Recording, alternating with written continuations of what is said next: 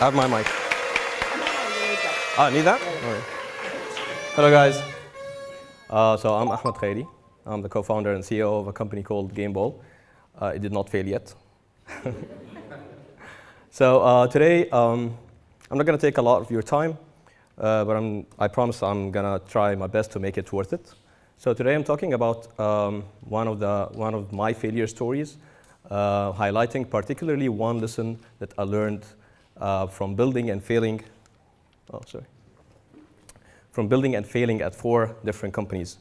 Actually, a lesson that eventually helped me build my 5th company and take it to $50 million valuation as of today. So to begin with, this is my wall of fame. This is all the companies that I've built and failed at. This is Gameball, the company I'm currently building. All right, so okay, so let's start. So 15 years ago, I built a company called Kite Automation.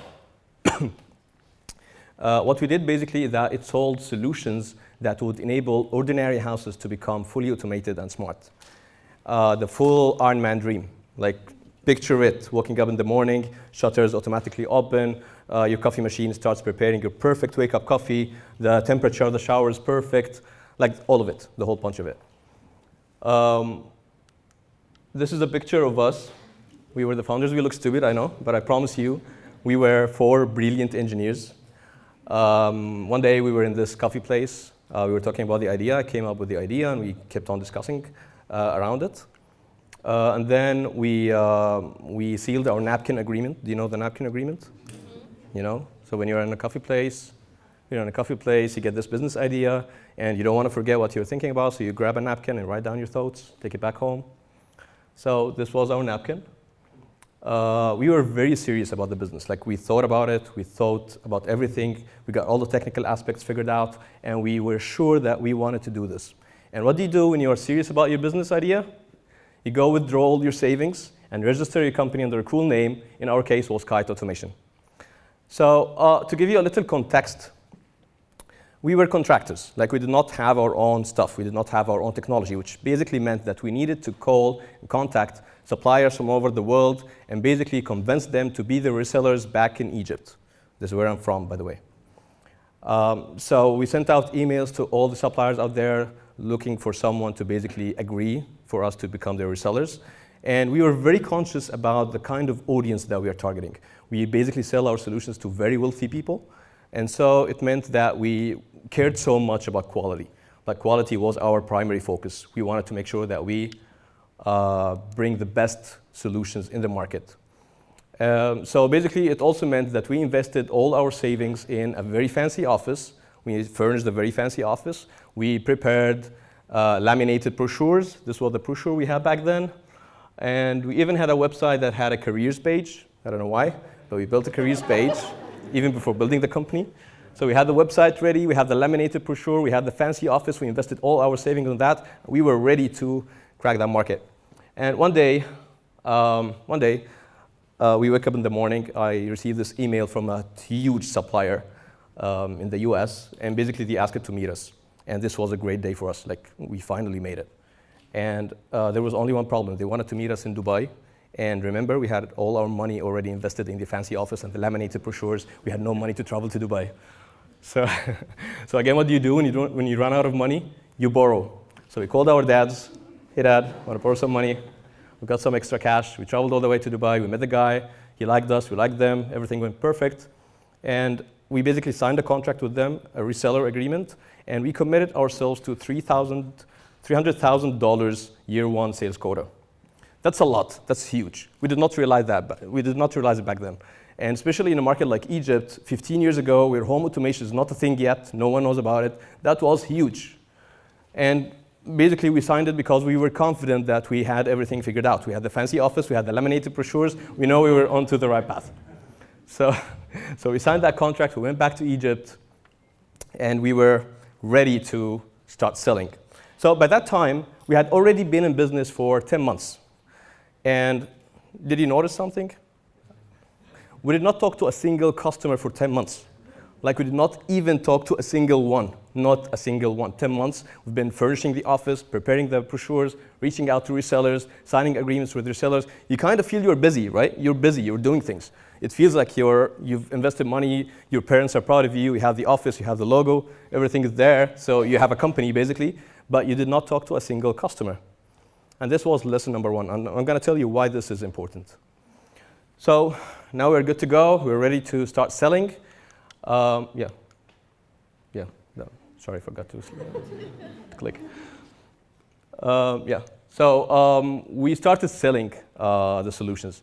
Basically, we did everything. Like we tapped into our networks, we called our friends, we called our families, we tried to look for clients, we called everyone, we went to the streets, distributed brochures and flyers. We would go to lavish neighborhoods, knock doors, try to talk to people. Like we did everything we could to actually sell the solutions. But after a year and a half, we had 0 sales. A year. It took us a year with no sales. 0. Like fucking 0. It's a big fat 0. Like we did 0 sales. And that was for almost a year and a half.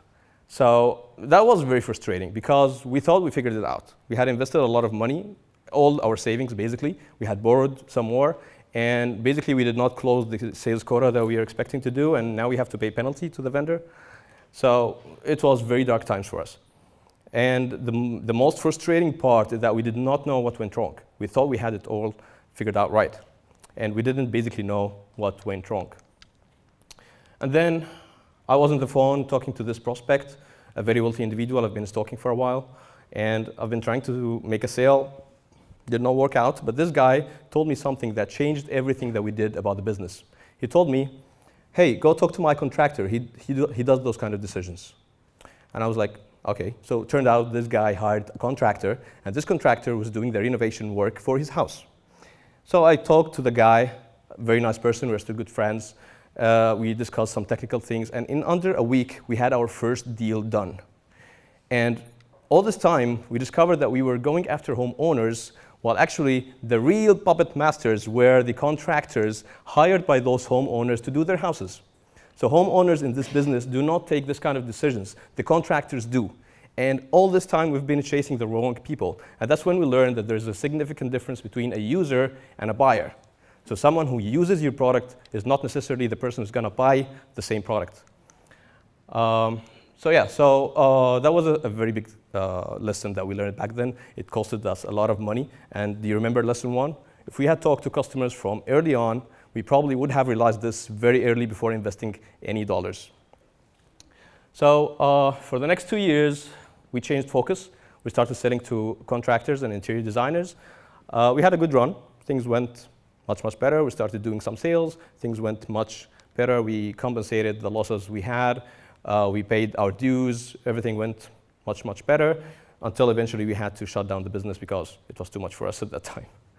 So we shut down the business after 2 years of operation. But we learned that a punch in the face can be the catalyst of something much bigger. Because 15 years after, now I'm building Gameball, which is in the B2B enterprise space. And in B2B enterprise, it almost never happens that the buyer is the user of your product. So you build the product for someone, but you are actually selling to another person. So you want to make sure that when you're building the product, you're building it for the right user, but when you prepare your sales decks, you're building them for a different person who's actually going to buy the system. It could be the finance manager, it could be the IT director, I don't know, but they are not going to be the people who are going to use the product. And if I did not learn that lesson from Kite, probably I would not have made it at Gameball. Guess what I'm trying to tell you today is basically to embrace failure and learn from it. I know failure sometimes is associated with shame, with embarrassment, but I don't want you to fear it because when you embrace it, when you listen to your mistakes, you basically let failure be your mentor and your guide throughout the journey. So as you navigate through the challenges of your business, learn to laugh at your own mistakes. Can I hear a whistle? All right. Thank you. Laugh at your own mistakes, let it guide you, let it teach you, and basically conquer your business journey one failure at a time. Thank you, guys.